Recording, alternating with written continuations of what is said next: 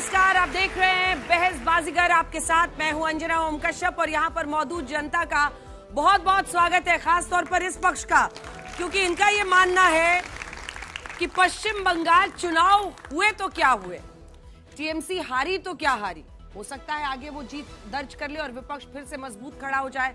और वही इधर वाला हिस्सा मानता है कि मोदी को हराना अब विपक्ष के लिए मुश्किल होता चला जा रहा है। तो तालियां अपने लिए बजा लीजिए। आज का विषय अपने दर्शकों को बताते हैं सबसे पहले, क्योंकि 5 राज्यों के चुनावी नतीजों में 3 राज्य भारतीय जनता पार्टी जीत गई है। वैसे तो चुनाव और चुनावी नतीजों में अलग अलग फैक्टर्स होते हैं, लेकिन 2014 से चुनाव का एक समीकरण है जो बदल नहीं रहा है और वो चुनाव दर चुनाव असर ला रहा है, और वो है मोदी फैक्टर। बीजेपी का विस्तार पिछले 12 वर्षों में लगातार हुआ। बंगाल ही नहीं, ओडिशा, असम जैसे कई राज्यों में पहली बार बीजेपी की सरकार बनी है, और ये सब 2014 के बाद ही हुआ है। पहली बार पश्चिम बंगाल में बीजेपी की सरकार बनी है आजादी के बाद। पहली बार ओडिशा में बीजेपी की सरकार बनी आजादी के बाद।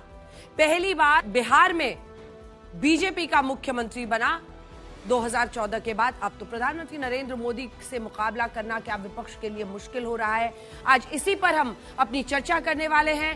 बहस बाजीगर का आज का मोशन है, क्या विपक्ष मोदी से मुकाबला करने में नाकाम रहा है? तो आइए सबसे पहले आपको बता दें, ये नीले गमछे वाले वो लोग हैं जो ये मानते हैं कि विपक्ष मुकाबला कर रहा है, यही मानते हैं आप लोग, और लाल वाले मानते हैं कि मुकाबला नहीं कर पा रहा है। सफेद वाले लोग क्या मानते हैं?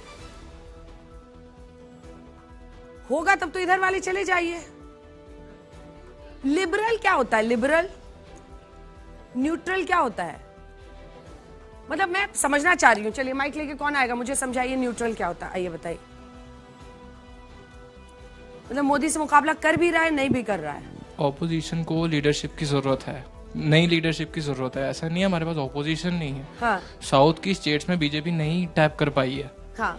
ये क्योंकि वहाँ पे स्ट्रॉन्ग ऑपोजिशन अभी भी है अलाइव, ऐसी बात नहीं है। लेकिन हमें आई थिंक, मैं राहुल गांधी जी और सोनिया गांधी जी की रिस्पेक्ट में बोलूंगा, they need a change in their leadership because elections 2014। आप लोग के लिए न्यूट्रलिटी का ये मतलब है? जल्दी जल्दी जल्दी जल्दी आओ, फटाफट।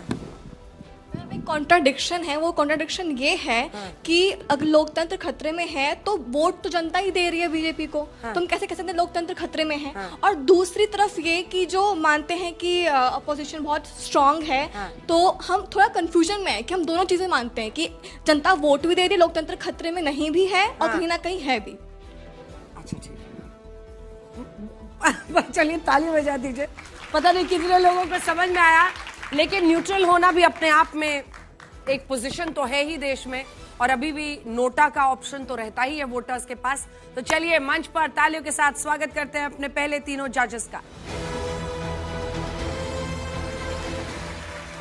तो आइए तालियों के साथ स्वागत करते हैं अपने तीनों जजेस का। विजय त्रिवेदी पत्रकार हैं, हमारे साथ चर्चा में जुड़ रहे हैं। कमलेश किशोर और विनोद अग्निहोत्री जी हमारे साथ जुड़ रहे हैं। लंबे वक्त तक बीजेपी को कवर किया है विजय त्रिवेदी ने। विनोद अग्निहोत्री भी बड़े पुराने पत्रकार हैं, मंझे हुए। और 3 ताल के ताऊ कमलेश किशोर, बहुत बहुत स्वागत है आपका। आइए। और अब बारी है अपने पहले 2 कंटेस्टेंट्स को बुलाने की, जिनको आप टीम लीडर्स भी कह सकते हैं। 2-2 साथी उनको मिलेंगे, 2 टीमें होंगी, 2-2 मिनट का टाइम मिलेगा। सबसे पहले 2 वक्ताओं को बुलाते हैं।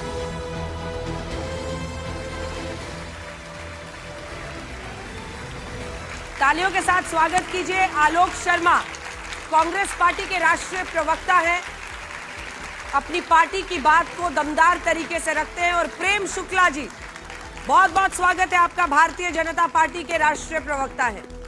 अभी इन दोनों के बीच स्कोर कार्ड चल रहा है 3-1 का। शुक्ला जी 3 राज्यों में आए हैं अपनी सरकार लेके, और उधर UDF, Congress led UDF Keralam में आई है, तो एक उधर का भी है।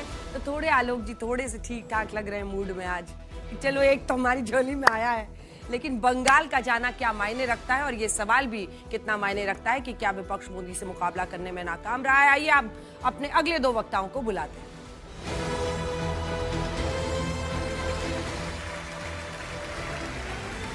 तालियों के साथ स्वागत कीजिए अरविंद वाजपेयी, एनडीए की तरफ से आ रहे हैं, प्रवक्ता है ये आरएलएम के। बहुत बहुत स्वागत है आपका। आइए। और आ रहे हैं मृत्युंजय तिवारी जी, प्रवक्ता आरजेडी के। बहुत बहुत स्वागत है। सम्राट चौधरी सरकार बना लिए, कैबिनेट विस्तार हो गया, तो अच्छा कि आपको टाइम मिला है, फ्री रहते होंगे आजकल। चलिए अगले दो वक्ताओं को बुलाते हैं।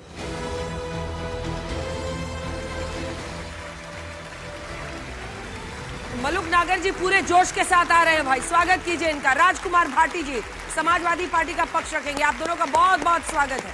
आइए, तो दोनों ही टीमें जल्दी जल्दी अपनी जगह ले चुकी हैं। तो आज का मोशन है, क्या विपक्ष मोदी से मुकाबला करने में नाकाम रहा है? आज इसी पर हम चर्चा करेंगे। पक्ष में बोलने के लिए 2 मिनट का समय मिलेगा, विपक्ष में बोलने का, लेकिन आप लोगों के पास ऑप्शन है। अगर इन लोगों को सुनने के बाद आप में से किसी का भी मन बदलता है तो आप सफेद या नीला गमछा ले सकते हैं। आपके पास दोनों रास्ते खुले हैं, सफेद वालों के पास और ब्लू वालों के पास सफेद और लाल का रास्ता खुला हुआ है। बीच बीच में हम आपको मौका देंगे। तालियों के साथ पहले 2 गेस्ट प्रेम शुक्ला और आलोक शर्मा दोनों को आमंत्रित करते हैं कि आप अपनी अपनी टीम की तरफ से मूड को सेट कीजिए। ओपनिंग बल्लेबाज अपनी अपनी जगह ले लें, पैड हेलमेट सब लगा लें और 2 मिनट में आपको बल्लेबाजी का 2 मिनट का ही समय मिलेगा। जितना आपको चौका छक्का मारना है उसी में शुक्ला जी मारना है। आपका 2 मिनट का समय इस विषय पर बोलने का शुरू होता है अब। आदरणीय अटल बिहारी वाजपेयी जी ने जब भारतीय जनता पार्टी की स्थापना के समय 1980 में अरब सागर के किनारे बैठकर वक्तव्य दिया था, तो कहा था कि एक दिन भारतीय जनता पार्टी का शासन अरब सागर से लेकर गंगा सागर तक रहेगा। और आदरणीय नरेंद्र मोदी जी के नेतृत्व में बंगाल की विजय के साथ हम अरब सागर से लेकर गंगा सागर तक भारतीय जनता पार्टी का परचम लहराने में कामयाब हुए हैं। यह निश्चित तौर पर भारतीय जनता पार्टी के लिए बड़ी कामयाबी। 2014 में जब आदरणीय नरेंद्र मोदी जी ने भारतीय जनता पार्टी का नेतृत्व, राष्ट्रीय नेतृत्व स्वीकार किया था, तब राष्ट्रीय जनतांत्रिक गठबंधन की 5 राज्यों में सरकारें थी। आज 21 राज्यों में राष्ट्रीय जनतांत्रिक गठबंधन की सरकारें हैं। तो 16 राज्यों में भारतीय जनता पार्टी के नेतृत्व में राष्ट्रीय जनतांत्रिक गठबंधन की सरकारों का विस्तार यह साफ तौर पर संदेश दे रहा है कि आदरणीय नरेंद्र मोदी जी का नेतृत्व अपराजेय है। बंगाल के बारे में हर कोई कहता था कि वहां ममता बनर्जी जी को 3 तारीख तक हम जिस भी बहस में आते थे, अंजना जी कई बहसों की साक्षी रही है, हर कोई कहता था कि ममता बनर्जी जी को आदरणीय नरेंद्र मोदी जी के नेतृत्व में भी भारतीय जनता पार्टी चुनाव नहीं हरा सकती। लेकिन भारतीय जनता पार्टी ने जिस तरह से बंग विजय किया है और अंग बंग और कलिंग तीनों पर जिस तरह से भारतीय जनता पार्टी का परचम लहराया है, उसने सिद्ध किया है कि विपक्ष कहीं से भी आदरणीय नरेंद्र मोदी जी के नेतृत्व के सामने टिकने में समर्थ नहीं है। यह बारंबार सिद्ध हुआ है। और इस सिद्धि के बाद भी अब लोग तो निर्वाचन आयोग को जब जब हारते हैं तो ईवीएम और निर्वाचन आयोग जो है उनके निशाने पर होता है। अब कर भी क्या सकते हैं वो। चलिए, समय समाप्त हुआ। ओपनिंग बल्लेबाज ने इधर से ताबड़तोड़ बैटिंग की है। अब आप मौका संभालिए और अपने चेस बोर्ड से निकालिए। आलोक जी का बड़ा अच्छा एक आदत है पुरानी, अपने दर्शकों को बताते हैं, ये हमेशा पेपर में पहले स्क्वायर बनाते हैं, उसके बाद हर स्क्वायर में एक पॉइंट होता है ताकि कोई स्क्वायर छूटे नहीं। इस तरह से वो स्क्वायर बनाते हैं। चलिए, अब तो बहुत साल हो गया है इनको देखते हुए। आलोक शर्मा जी, इस विषय पर बोलने का आपका 2 मिनट का समय शुरू होता है अब। देखिए, किसी भी लोकतंत्र के अंदर सबसे पहले समझना जरूरी है कि विपक्ष क्या होता है। क्या केवल राजनीतिक दल ही विपक्ष होते हैं? क्या लोकतंत्र का चौथा स्तंभ विपक्ष का हिस्सा नहीं होता है? क्या जांच एजेंसियां विपक्ष का हिस्सा नहीं होती हैं? क्या न्यायालय जो न्याय देता है, क्या वो विपक्ष का हिस्सा नहीं होता है? क्या तमाम जो एजेंसीज हैं, संवैधानिक जो पद हैं, संवैधानिक संस्थाएं हैं, क्या वो विपक्ष का हिस्सा नहीं होती हैं? ये समझने की आवश्यकता है।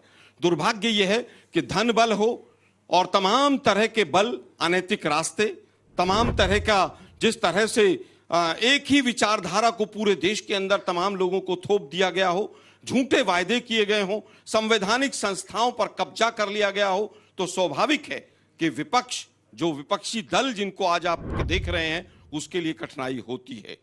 आज जब आप ईडी, सीबीआई और तमाम जांच एजेंसियों का दुरुपयोग करते हैं, लाल किले की प्राचीर से झूठ बोलते हैं और उसके बाद आप विपक्ष को तोड़ने का काम करते हैं, तो स्वाभाविक है कि कहीं ना कहीं विपक्ष परेशान रहता है और उसको कहीं ना कहीं किसी रूप में पराजय का सामना करना पड़ता है।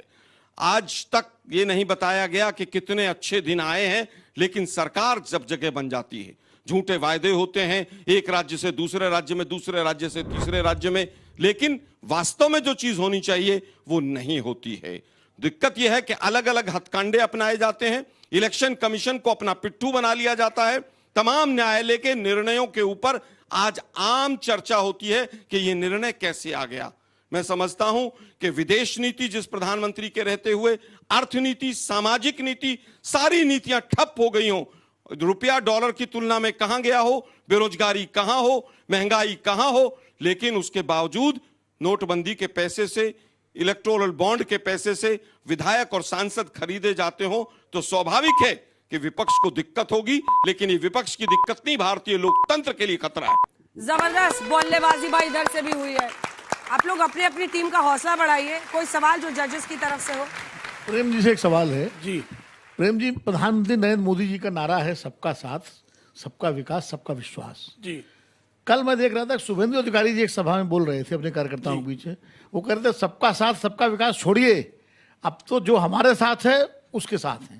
तो ये क्या प्रधानमंत्री जी का नारा पश्चिम बंगाल में बदल जाएगा? नहीं, बिल्कुल नहीं। पश्चिम बंगाल सारे हमारे साथ ही है ना, कौन हमारे खिलाफ है? पूरा देश हमारे साथ है। वही तो 21 राज्यों का बता रहा हूं मैं कि लगातार हमारा राष्ट्रीय विस्तार बढ़ता जा रहा है, तो सारे लोग हमारे हैं। और लोकतंत्र में तो जिसने आपको वोट दिया वो भी आपका है, जिसने आपके खिलाफ वोट दिया वो भी आपका है। कमलेश जी, ताऊ, विजय जी। अभी बहुत कम हुई है बहस, और दोनों जो हैं वो जो प्रत्याशित वाक्य थे वही बोले हैं उन्होंने, मतलब तो मैं अभी जाने दूंगा अगली थोड़ी देर में। प्रेडिक्टेबल लाइंस पे बोला उन्होंने। विजय जी के मन में एक सवाल बोल रहा है। आलोक जी की जो आदत है ये बॉक्सेस की, जिसका आपने जिक्र किया, ये बहुत अच्छी आदत है। क्या आलोक जी को नहीं लगता कि यही आदत विपक्ष या खासतौर से कांग्रेस अपना लेती सारे बॉक्सेस को टिक करने का, तो अंजना जी का सवाल ही बेमायने हो जाता?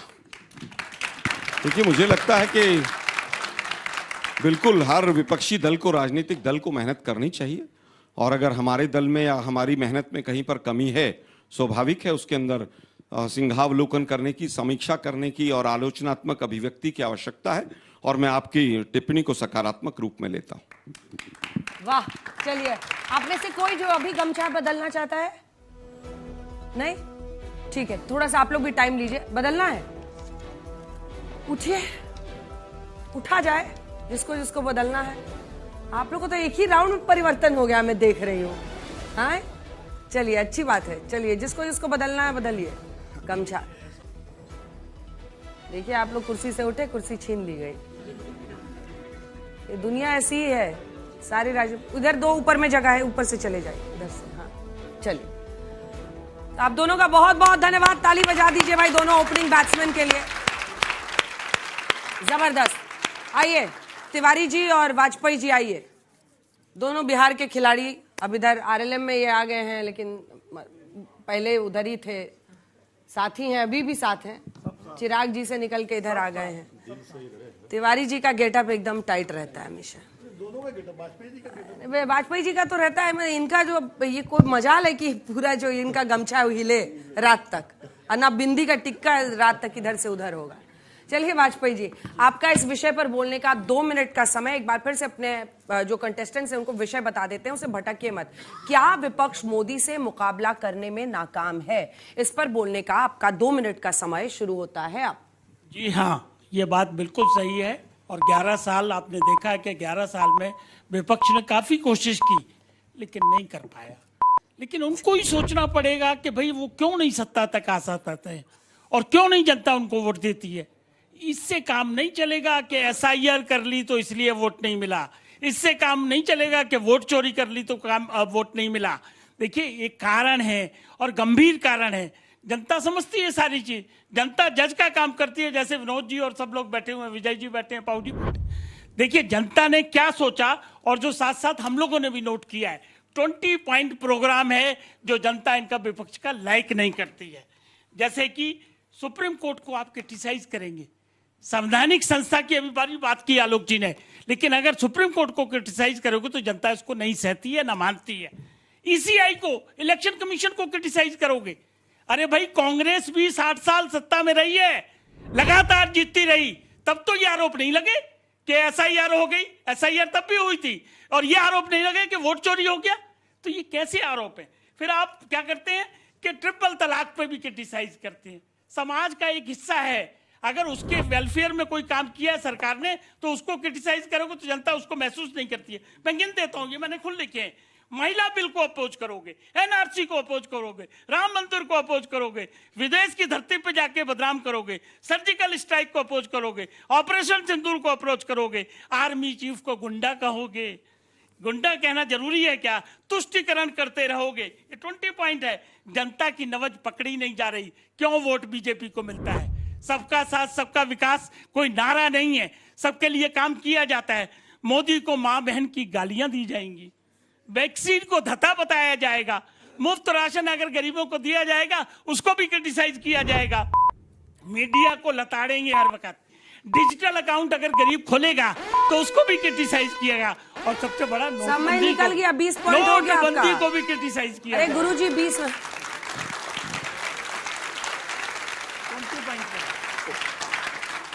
देखते हैं अब 20 पर आप 21 साबित होते हैं या नहीं। मिस्टर तिवारी, आपका 2 मिनट का समय 40 हो जाए बा।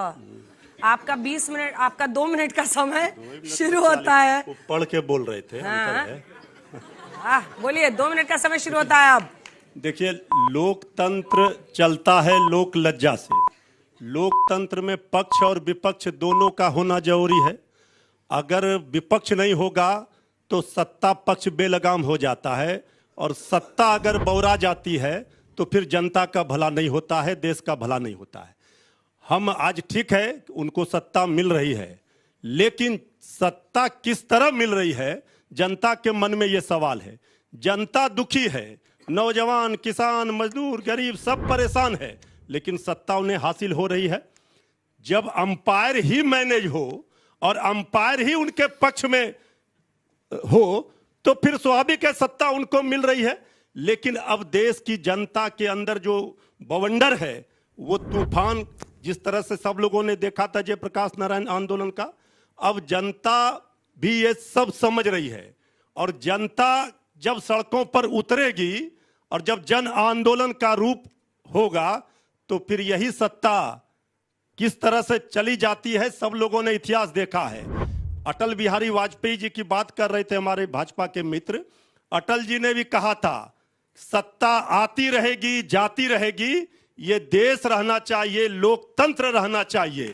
लेकिन आज तो लोकतंत्र के ऊपर जिस तरह खतरा मंडरा रहा है, अगर वोट प्रतिशत भी आप देखेंगे तो बहुत ज्यादा नहीं है। जितना एसआईआर में वोट काटा जाता है उतना को अगर आप कर लेंगे तो पता चलेगा 4%, 2%, 3% का खेल हो रहा है। हमारे पास भी जनता का समर्थन है, लेकिन विपक्ष को किस तरह से परेशान किया जा रहा है। सत्ता के चाबुक से आप विपक्ष को परेशान करके बहुत दिनों तक राज नहीं कर सकते हैं। इसलिए हम पूरे भरोसा और विश्वास के साथ कहते हैं हम होंगे कामयाब। एक दिन हमें पूरा है विश्वास, हम होंगे कामयाब। विपक्ष को इस तरह से नकारा नहीं जा सकता है। लोकतंत्र के लिए खतरे। चलिए, तिवारी जी ने उम्मीद का जो तड़का लास्ट में लगाया है ना, वो गजब ढा गया एकदम, गजब, बहुत अच्छा। कोई सवाल? कोई? कमलेश जी कुछ बताओ। नहीं, तिवारी जी ने बहुत अच्छा कहा। ये बार बार हर इलेक्शन के हार के बाद सुनने को भी मिलता है कि जनता सब समझ चुकी है, उनसे सब पता चल गया है। और फिर वो अगले चुनाव में जनता, क्या लगता है ऐसा कि जनता समझ चुकी है दोनों साइड को? उसके बाद हमने एक लाइन और जोड़ा था कि जनता समझती है, लेकिन जब एसआईआर का खेल कर आप अंपायर को ही अपने पाले में मिला लेते हैं, जब अंपायर ही किसी के पक्ष में हो जाए तो फिर उस मैच का क्या मतलब है, उस चुनाव का क्या मतलब? ये बिल्कुल जनता का विषय है। केरलम में अंपायर किस तरफ गया? देखिए, ऐसा है और तमिलनाडु में अंपायर किधर गया? नहीं, हम लोग भी जब विद्यार्थी थे ना, तो एक स्टूडेंट हमारा पर्ची से करते थे, चोरी करता था। हम नहीं करते थे, जो करता था शुरू तो उसके लिए भी जो कलाकारी है, उसके लिए भी जो कलाकारी है वो कर रहे हैं। तो ये सब ज्यादा दिनों तक नहीं चलता है लोकतंत्र में। कांग्रेस ने भी 60 वर्षों से ज्यादा समय तक राज किया, और वो कौन भूल सकता है। इमरजेंसी लगी थी उस समय, हमारे नेता सब लोग लड़े थे। आज भी जो स्थिति है आप देखिएगा, जन आंदोलन की तैयारी है, और जब जनता का सैलाब आता है तो सत्ता इसी तरह से उड़ जाती है। तिवारी जी, आप विपक्ष जो है जी, वो बजाय चुनाव के जरिए सरकार बदलने के, वो जन सैलाब के जरिए बदलना चाहता है। देखिए, ऐसा है कि आज वो सत्ता हासिल कर रहे हैं, ठीक है, इस बात को हम लोग स्वीकार करते हैं। हम कहते हैं कि ठीक है, एसआईआर के माध्यम से हो, वोट चोरी हो, ईवीएम का खेल हो, जो भी हो वो करते हैं, लेकिन ये लोकतंत्र की ताकत है, शक्ति है कि जनतंत्र हार रहा है, मशीनरी तंत्र जीत रहा है, फिर भी हम इंतजार कर रहे हैं। हमें लोकतंत्र पर पूरा भरोसा और विश्वास है कि यही जनता जो आज उन्हें इतना परेशानी के बावजूद सत्ता दे रही है, वही जनता फिर जब करवट लेगी तो इनकी सत्ता चली जाएगी। त्रिवेदी जी, तिवारी जी ने अभी कांग्रेस का जिक्र किया, इमरजेंसी का जिक्र किया, तो मुश्किल कहीं यहीं पर तो नहीं है कि अभी विपक्ष को यही तय नहीं कर पा रहे कि उनको मोदी से मुकाबला करना है या नहीं करना है। इंडिया ब्लॉक की बैठक होगी तो नीतीश कुमार को कन्वीनर बनाने की बात होगी और बाहर कहेंगे राहुल दूल्हा है इस बारात के, और फिर ममता जी के साथ खड़े हो जाएंगे। तो पहले तय तो कर लीजिए कि मोदी से मुकाबला करना है कि नहीं करना है। ये लड़ाई बहुत आगे का सवाल कर रही है अंजना जी। अभी तो पहले खुद तय करें कि मुकाबला होगा, फिर नाकाम होंगे या काम महा मुकाबला होगा। इंतजार कीजिए, आगे आगे देखिए होता है क्या। हम आज जो लोग, आदरणीय प्रधानमंत्री जी, आदरणीय मुख्यमंत्री जो पूर्व नीतीश कुमार जी थे, चीख कर कहते थे परिवारवाद, तेजस्वी यादव जी, आदरणीय लालू प्रसाद जी पर, आज मंत्री परिषद का विस्तार हुआ है बिहार में, आप देख लीजिए, ए टू जेड मंत्रिमंडल का विस्तार नहीं, ये परिवार का राजनीति में विस्तार है। आदरणीय नीतीश कुमार जी, आदरणीय उपेंद्र कुशवाहा जी, आदरणीय जीतन बाबू मांझी, ये सारे लोग आप देखिए अभी क्या बोलेंगे। वो करें तो ठीक है, और विपक्ष पर जितना एक उंगली आप उठा रहे हैं तो 4 उंगली आपके ऊपर उठ रहा है। ठीक है, जनता को आप भ्रम में रखकर, झांसे में रखकर सत्ता पा रहे हैं, लेकिन एक दिन इसका अंत होगा। हाँ हाँ हाँ, हो जाएगा। तीनों जज महोदय ने पूछे सवाल, इनसे किसी का क्लियर जवाब नहीं है, तो यही तो हमने कहा कि इनको खुद 20 सवाल आप पढ़ के बताए और आपको समझ में नहीं आएगा क्या, उसके लिए लिख के लाना होगा। अरे सुनिए तो सही, हम तो आपकी सलाह दे रहे हैं, हम आपके पक्ष की बात, अरे गुरुजी, हम आपके पक्ष की बात कर रहे हैं। तब ठीक है, आ जाइए इधर। करना होगा, आपको मंथन करना होगा कि मोदी क्यों जीतता है, एनडीए क्यों जीतता है, और उसकी काट आपको लानी पड़ेगी, जनता को विश्वास में लेना पड़ेगा, जो आप नहीं कर पा रहे हैं। माफ करना, इससे ज्यादा सलाम आपको। अभी तो कैमरे के बाहर आप कह रहे थे कि चुनाव आयोग के भरोसे जीत रहे हैं मोदी जी। धन्यवाद, बहुत बहुत धन्यवाद, आपका बहुत बहुत धन्यवाद। मतलब वो आपका खेल किया तो आप भी सोचे इनका भी खेल कर ही दिया जाए। अरे आप भी तो तिवारी जी ना हैं, सामाजिक समरसता और सामाजिक सशक्तिकरण का आप देखिए उदाहरण है। यहां से वहां नाम लूं क्या या छोड़ दूं? शुक्ला जी से शर्मा जी तक, तिवारी। चलिए तालियों के साथ स्वागत कीजिए मलुक नागर और राजकुमार भाटी जी का। बहुत बहुत स्वागत है आप दोनों का। मलुक नागर जी बैटिंग करेंगे एनडीए की तरफ से, और भाटी जी एकदम लाल गमछा लेकर अपने नेता अखिलेश यादव के रंग में रंगे हुए 2 मिनट के बाद बोलेंगे, क्योंकि आपका 2 मिनट का समय बोलने का मिस्टर नागर शुरू होता है अब। देखिए, ये जो सो कॉल्ड इंडिया गठबंधन की सबसे बड़ी पार्टी कांग्रेस और उसकी साथी पार्टियां हैं, ये मोदी जी का मुकाबला कर कैसे सकते हैं? जब से लेजिस्लेचर स्टार्ट हुआ 1913 से कलकत्ता में, 20-21 में दिल्ली में आया, 47 में देश आजाद हुआ, 52 में चुनाव के बाद पहली सरकार बनी, जब से अब तक एक भी कोई नेता बता दो जो लगातार 4 बार मुख्यमंत्री बैक टू बैक और चौथी बार मुख्यमंत्री से सीधा प्रधानमंत्री, और वो भी बैक टू बैक तीसरी बार का प्रधानमंत्री। तो वो आंधी, वो तूफान, इसमें सारे उड़ के साफ हो गए। ये साफ मुकाबला कर ही नहीं सकते किसी भी कीमत में। इसमें एक ही बात साथ में जुड़नी है कि सो कॉल्ड इंडिया गठबंधन की सारी पार्टियां, लोग ये समझ चुके हैं जब वो आपस में इकट्ठी नहीं रह सकते और स्वार्थ में देश के चुनाव में आपस में लड़ते हैं, टकरते हैं, भिड़ते हैं, जूझते हैं और फट जाते हैं, और किसी भी प्रदेश के चुनाव में इकट्ठे होकर नहीं लड़ सकते, तो लोगों को लगता है जब ये अपने आप को ही नहीं संभालते तो देश को और प्रदेश को क्या संभालेंगे? तो इनकी मोदी जी से लड़ाई है ही नहीं, इनकी लड़ाई आपस में है, बिल्कुल क्लियर कट।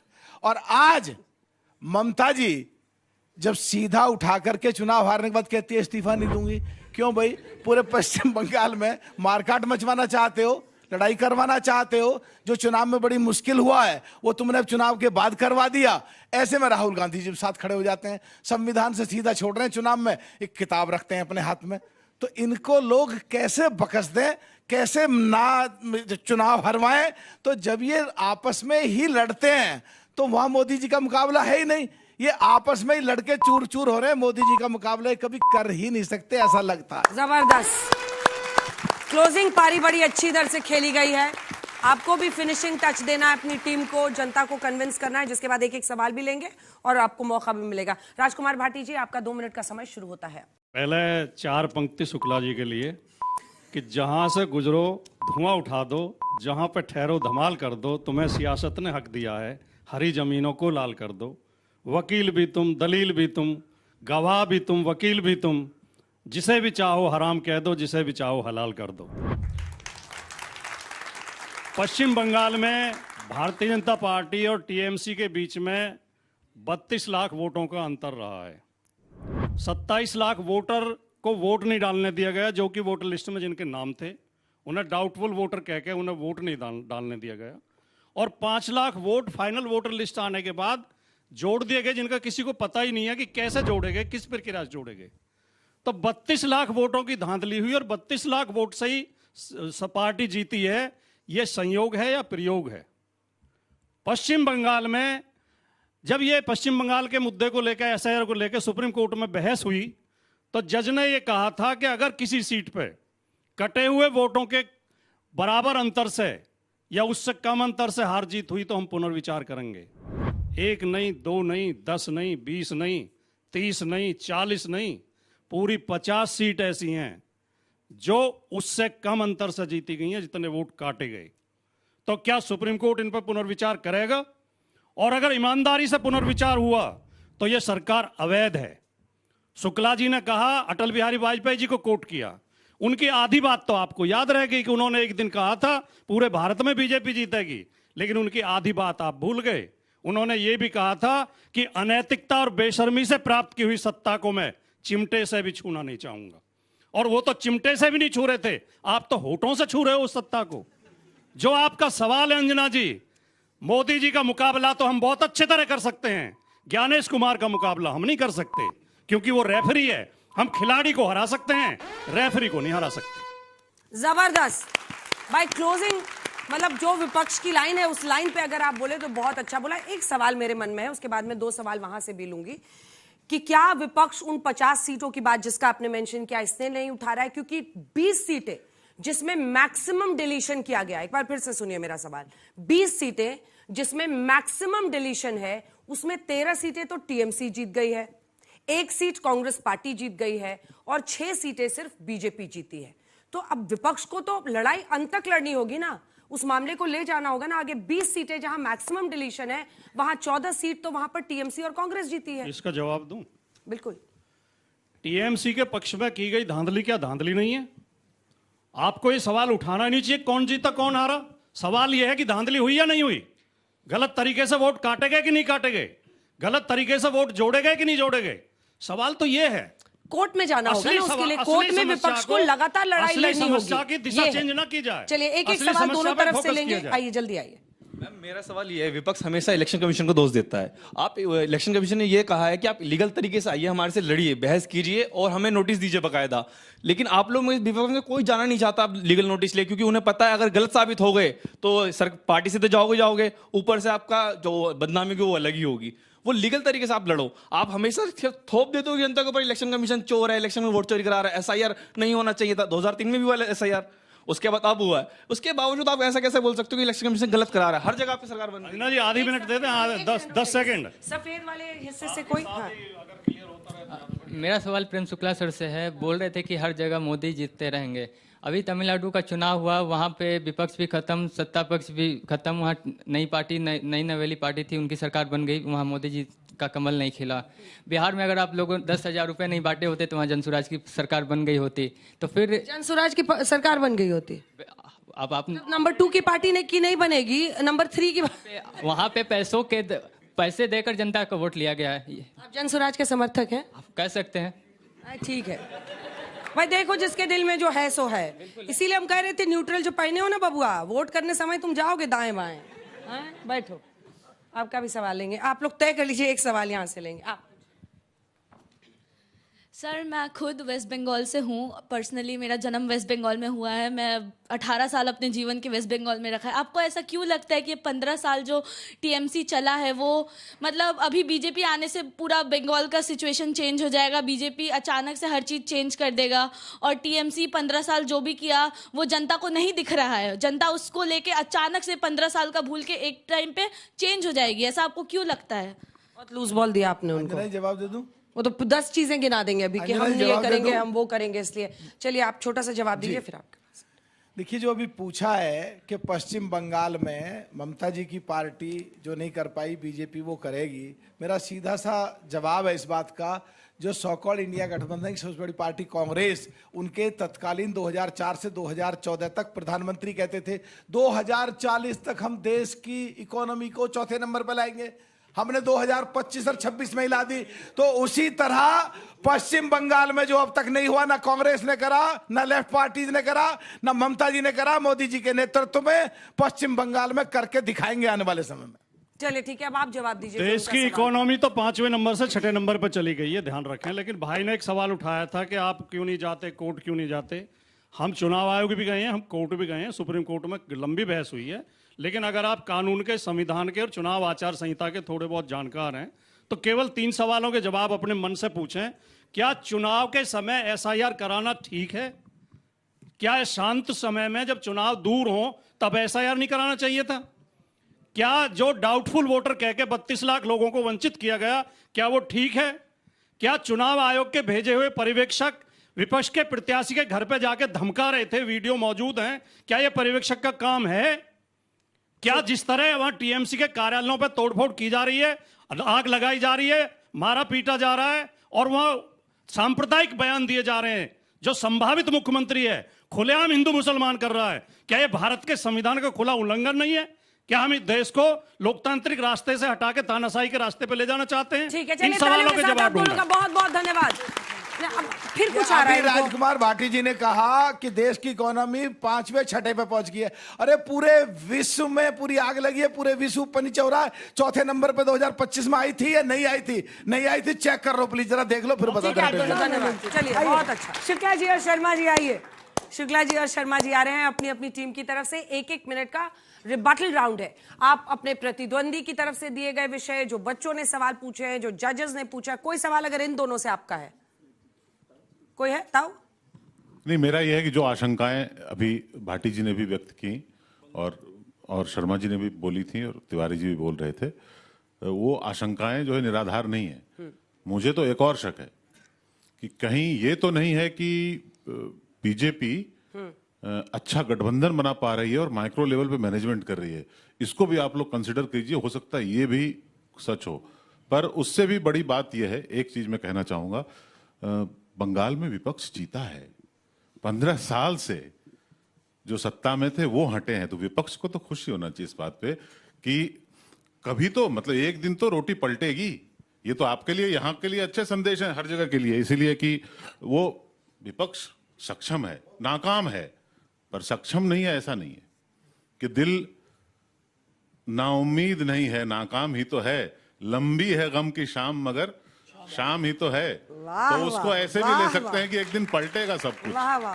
चुनाव आयोग पे ठीकरा फोड़ने के बजाय इसका ताजा नमूना जो है तमिलनाडु और केरल भी है। केरल में भी पलटी है रोटी और तमिलनाडु में भी एक नई ताकत आ गई अचानक। इनकी रोटी फुली है वहाँ। देखिए उसमें बहुत इनसे शुरू का, आप शुरू करना चाहते हैं? मैं कर देता हूँ। ठीक है, 1 मिनट का रिबटल राउंड शुरू हो रहा है जिसमें आलोक शर्मा जी आपका समय शुरू होता है। बहुत गहराई से समझने की चीजें हैं। जहां पर 2% से वोट है, केरल हो चाहे तमिलनाडु हो, वहां पर इलेक्शन कमीशन भी धांधली से बीजेपी को नहीं जिता सकता है, इसलिए वहां पर रोटी दूसरी तरह से पलटी जाती है। और ये बार बार कहना संवैधानिक संस्थाओं पे सवाल, संवैधानिक संस्थाओं पे, अरे भाई अगर संवैधानिक संस्थाओं पे सवाल नहीं उठा सकते हैं तो सैकड़ों केस जो इलेक्शन कमीशन के खिलाफ कोर्ट में चल रहे हैं सब बंद कर देने चाहिए। और अगर सुप्रीम कोर्ट पे से आप सवाल नहीं कर सकते हैं, सुप्रीम कोर्ट और हमारा संविधान तो स्वयं कहता है कि आप अपने फैसले को बदल सकते हैं। सुप्रीम कोर्ट स्वयं अपने फैसले बदलता है, सुप्रीम कोर्ट है ही इसलिए। और बार बार ये कहना कि वहां तो इलेक्शन कमीशन, केरल में तो वही था, 10 घर थे एक गली में, 2 घर में चोरी नहीं हुई, 8 में चोरी हुई, सारे चोरों को बरी कर दो, क्योंकि उन 2 में तो हुई नहीं। दुर्भाग्य यह है कि लॉजिकली आपको सोचना होगा कि भारतीय लोकतंत्र को कैसे बचाना है। अलायंस बनाने की बात अभी वरिष्ठ महोदय ने कही, अलायंस बनाए जाते हैं, ईडी सीबीआई भेजकर थोक के भाव सांसद अपनी पार्टी में सबमिट कर लिए जाते हैं। समय समाप्त हुआ, जबरदस्त, बहुत अच्छा सर। समय इसमें थोड़ा सा बाधित है, इसीलिए शुक्ला जी आपका एक देखिए, निर्वाचन आयोग पर वो लोग बातें करते हैं कि जवाहरलाल नेहरू प्रधानमंत्री रहते हुए मौलाना आजाद के खिलाफ जो चुनाव जीता होता है, डीएम को फोन करके उसको चुनाव हरवा देते हैं। वो महान थे, लोकतांत्रिक थे, लोकतंत्रवादी थे। सबसे अच्छे निर्वाचन आयुक्त नवीन चावला थे, जो वॉशरूम में जाकर श्रीमती सोनिया गांधी से आदेश प्राप्त करने के बाद जो है निर्वाचन आयोग के निर्णय लेते थे। और मेरा आरोप नहीं है, ये आरोप उनके सहयोगी मुख्य निर्वाचन आयुक्त के सहयोगी निर्वाचन आयुक्त का है।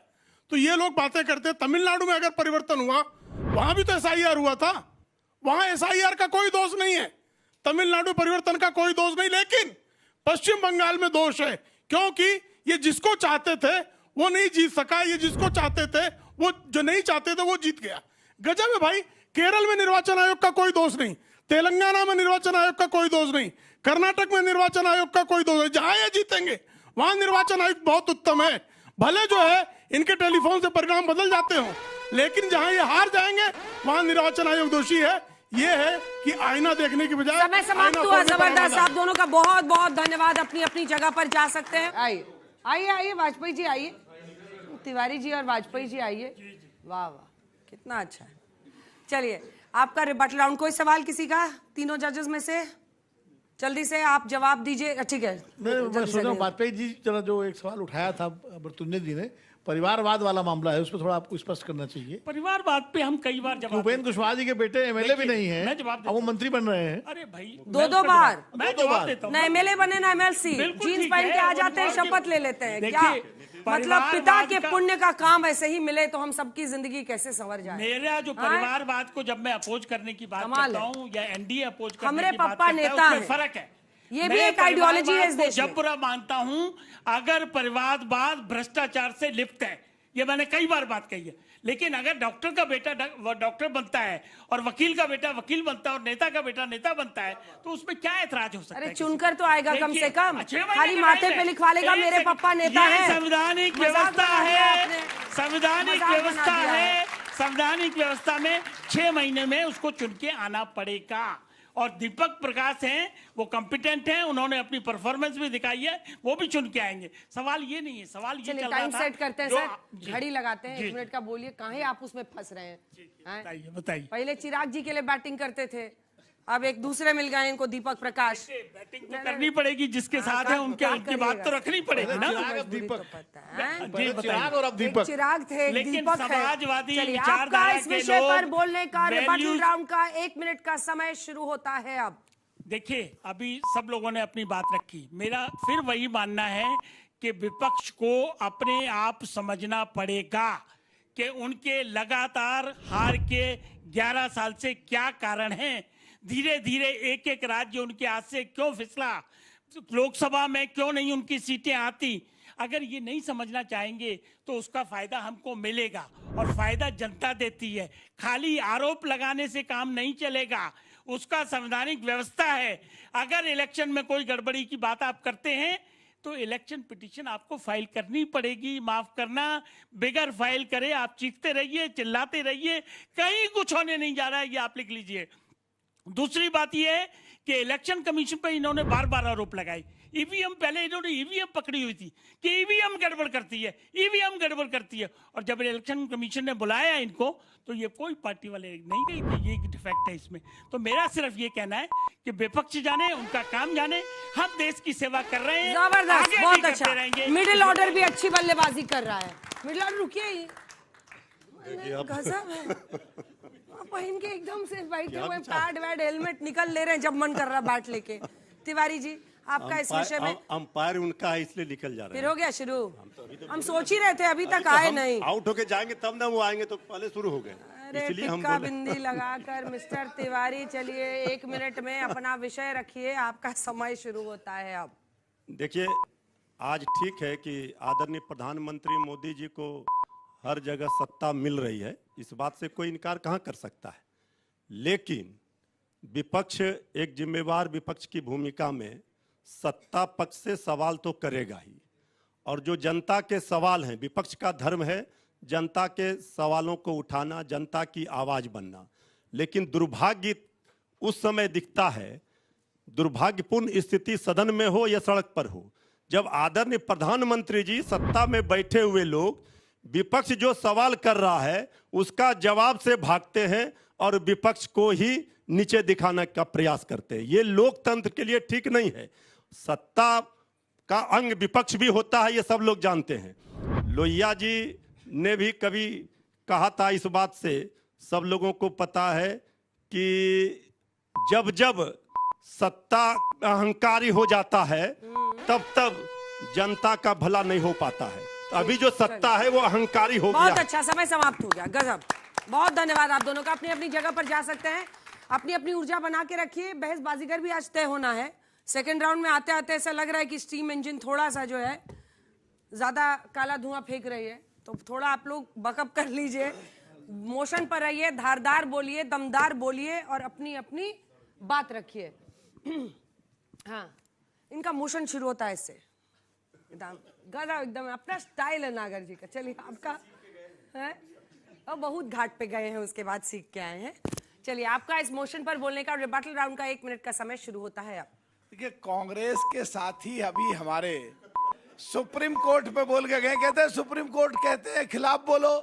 अरे संविधान की कॉपी लेके मत घूमो, संविधान को पढ़ो और समझो, और संविधान के अनुसार इस देश में सुप्रीम कोर्ट के बारे में केवल पार्लियामेंट के अंदर पैर जाने के बाद एमपी लोग बोल सकते हैं, हम लोग, और पार्लियामेंट से बाहर आने के बाद हम भी नहीं बोल सकते। बोलेंगे तो कंटेम्प्ट लग जाएगी, वो अलग बात है कि आप सुप्रीम कोर्ट ने छोड़ रखे हो। दूसरा बात, आपने भी एक बात कही इकोनॉमी की, इस पर चर्चा मत करो, कांग्रेस ये छोड़ दो। राहुल गांधी संसद की परिसर में, संसद से बाहर निकल कहते हैं देश की इकोनॉमी डेड, 60 साल की अपनी डेड कर ली, तो तुम इकोनॉमी पे क्या बोलोगे, कौन से नंबर पे? दूसरा, कांग्रेस के सबसे बड़ा परिवार राहुल गांधी परिवार, उसमें प्रियंका गांधी जी, सोनिया गांधी, 2 लेडी, दोनों एमपी, और 273 का रास्ता साफ करा था 73.5 करोड़ में से, वो भी आपने बंद कर दिया। इसकी सजा मिली है, समझो, सीखो, आकलन करना समझो, जब भी कुछ मुद्दे उठा पाओगे। समय समाप्त हुआ भाई, क्लोजिंग इधर से अच्छी हुई है। चलिए, आपका भाटी जी, अब समय शुरू होता है अब। एक तो ये कहना बिल्कुल भी ठीक नहीं है कि विपक्ष लगातार कमजोर हो रहा है। मैं अपनी पार्टी का उदाहरण देना चाहूंगा। 2019 में हमारी मात्र 5 लोकसभा में सीटें थी, अब इस समय हमारी 37 सीटें हैं। हम देश की 30 नंबर की पार्टी हैं। तो ऐसा नहीं है कि विपक्ष कमजोर हो रहा है, विपक्ष मजबूत हो रहा है। और 29 में जो ये पार्टियां जिन्हें बेईमानी से हराया जा रहा है, ये सारी मिलकर भारतीय जनता पार्टी को, एनडीए को हराएंगे। वाजपेयी जी ने एक बात कही, उसे मैं बहुत गंभीरता से सुन रहा था, कि अगर आपको न्याय पाना है तो आपको रिट पिटीशन में जाना पड़ेगा, सुप्रीम कोर्ट जाना पड़ेगा। यानी उनके जो बिना कहे शब्द है, उनका अर्थ यह है कि मोदी जी से और ज्ञानेश कुमार से न्याय की उम्मीद मत करिए। न्याय अगर चाहिए तो सुप्रीम कोर्ट ही जाना पड़ेगा, उससे पहले कहीं न्याय नहीं है। इस सरकार से न्याय की उम्मीद करना या चुनाव आयोग से न्याय की उम्मीद करना, अब इस देश में नागरिकों को, राजनीतिक पार्टियों को छोड़ देना चाहिए। लेकिन मैं ये भी जोड़ूंगा कि ये बहुत खतरनाक स्थिति है, इस पे आप गौरवान्वित मत होइए, इस पे हमें शर्मिंदा होना चाहिए। चलिए, 3 सेकंड पहले ही भाटी जी ने खत्म कर दिया, तालियां बजा दीजिए भाई। नेता अगर 5 सेकंड भी छोड़ दे पहले, तो ये अपने आप में एक बड़ी उपलब्धि रहती है। आप सभी का बहुत धन्यवाद। अपनी अपनी जगह पर चले जाइए, और अब बारी है जब हमारे दर्शक अपना वोट डाल सकते हैं। हमारे तमाम व्यूअर्स जो घर पर आज का शो देख रहे हैं, आप घर पर बैठे भी स्क्रीन पर जो QR कोड है उसे स्कैन करके अपना वोट डाल सकते हैं। और जो स्टूडियो में यहाँ पर तमाम जनता मौजूद है, फटाफट QR कोड स्कैन कीजिए, हम वोट डालेंगे। और इस बीच तीनों जजेस को एक बार दिखा दीजिए, क्योंकि तीनों जजेस अब आपस में बातचीत करके ये तय कर रहे हैं कि आज का बहस बाजीगर कौन होगा। कई बार तो ये वैसे एंटी क्लाइमैक्स कर देते हैं, तीनों कहते हैं 2 जीत गए, 3 जीत गए, जनता जीत गई। एक शो में ऐसा भी हो चुका है मेरे साथ। तो चलिए अब हम वोटिंग कराते हैं और उसके बाद अनाउंसमेंट होगा कि आज का बहस बाजीगर कौन है। आज का मोशन है, क्या विपक्ष मोदी से मुकाबला करने में नाकाम है? अगर आप मानते हैं कि हाँ वो नाकाम है, यानी आप टीम प्रेम शुक्ला के लिए वोट करना चाहते हैं, तो आप हाँ पर क्लिक करेंगे। और अगर आप मानते हैं नहीं, तो आप आलोक शर्मा जी की टीम के लिए वोट करेंगे। और कह नहीं सकते वाले तो आजाद पंछी हैं, उनका जिधर मन करे निकल लीजिएगा। चलिए, आपके वोटिंग के लिए आपको 60 सेकंड मिल रहा है और वो 60 सेकंड शुरू होता है अब।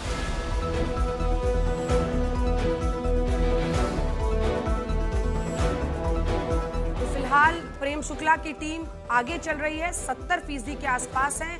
51 सेकंड बचे हुए हैं अभी भी। अभी देखते हैं, इधर आलोक शर्मा जी की तरफ 25% हैं। मुझे लग रहा है कुछ नीले गमछे वाले भी दाएं बाएं कर रहे हैं। सफेद गमछे वालों ने तो पक्का ही कुछ ना कुछ किया है, ऐसा प्रतीत हो रहा है। अरे सफेद गमछा ओढ़ लिया ताकि शांति के दूत बने रहे, बाद में कोई दुश्मन ना माने, और फिर अंदर ही अंदर वोटिंग में जो करना है वो देख ली जाएगी। अब और कि नीचे हो गए 3%। हाँ, और इसी से चुनाव बदलता है। जो स्विंग वोटर होता है, जो सफेद पहन के आता है, वो कहता है बताएंगे नहीं, अंदर ही करेंगे जो करना है। और ये देखिए 25% पर मुझे नहीं लगता है वैसे मुमकिन है, क्योंकि इधर 72 और इधर 23%। ठीक ही लग रहा है, थोड़ा थोड़ा शक हो रहा है, ज्यादा नहीं। चलिए, तो क्या विपक्ष, समय समाप्त हुआ और 72% के साथ टीम प्रेम शुक्ला जीत गई है। जो ये क्या विपक्ष मोदी से मुकाबला करने में नाकाम है ऐसा मानते हैं। वहीं 23% आलोक शर्मा जी की तरफ गए हैं और कह नहीं सकते वाले 5% लोग। मुझे भी ऐसा ही लगा था आलोक जी, मुझे भी ऐसा ही लग रहा है कि नीले गमछे जितने लोगों ने लिया है उन्होंने गुगली कर दी आपके साथ। चलिए, जब बताइए आज का बहस बाजीगर कौन है? ताऊ बताएंगे, लेकिन एक लाइन मैं कहना चाहता हूं अंजना जी आपकी इजाजत से, कि आज के प्रोग्राम में वाजपेयी जी को बहुत याद किया गया, अटल बिहारी वाजपेयी। हाँ। वाजपेयी जी ने कहा, ये जो प्रेम शुक्ला जी की ग्रुप है उसके लिए, कि भाई मैं सत्ता को भ्रष्टाचार के या किसी भी गलत कारण से चिमटे से भी नहीं छूंगा। हाँ। क्या पार्टियां जो सत्ता में बैठी हैं वो उसको सुन रही हैं? और दूसरी तरफ बार बार भाटी जी ने और लोगों ने भी जिक्र किया वाजपेयी जी का, तो वाजपेयी जी से बड़ा तो कोई हुआ नहीं जिसने गठबंधन की सरकारें बनाई सारा अहंकार छोड़कर।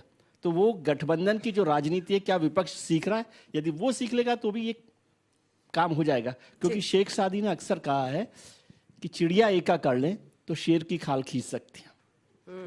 विनोद जी,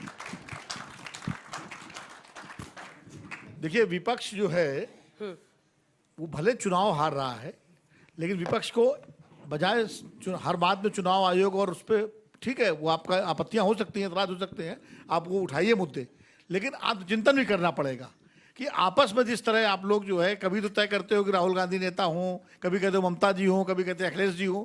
पहले एक बार जो 1977 में जैसे विपक्ष इकट्ठा हुआ था, जैसे 1989 में इकट्ठा हुआ, जैसे 1996-98 में इकट्ठा हुआ, 2004 में इकट्ठा हुआ, उस स्पिरिट से जब तक आप नहीं इकट्ठा होगे तब तक आप भारतीय जनता पार्टी को नहीं हरा पाओगे। आप पहले बीजेपी को समझो, उसकी ताकत को समझो, तब आप उसको हरा पाएंगे। क्या हाल बना रखा है सर, जो आता है सुझाव देके चला जाता है, वो जिसको देखिए थोक भर सुझाव दे रहा है। हाँ, अटल जी का नाम बहुत बार लिया। हाँ, लीजिए एक सेकंड, माइक के लिए। अटल जी ने कभी ईडी सीबीआई का दुरुपयोग नहीं किया, नहीं तो वो एक वोट से नहीं हारते, वो लोकतंत्र में विश्वास रखते थे। आज चुनाव से पहले, चुनाव के बाद, जीतने के बाद, जीतने से पहले, शपथ के बाद, शपथ से पहले कभी भी ईडी सीबीआई पहुंच जाती है। गलती मेरी थी, माइक दे दिया मैंने नेताजी को, अब वो कहाँ रुकने वाले हैं। कांग्रेस करती थी या नहीं करती थी दुरुपयोग? मैं फिर कहूंगा कि अगर कांग्रेस ने कोई भी सरकार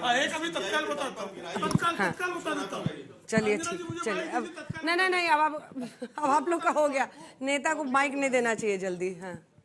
बंगाल में राहुल जी ने कड़ी मेहनत की और लोगों से कहा कि ममता बनर्जी को कुर्सी से हटा दीजिए। हाँ।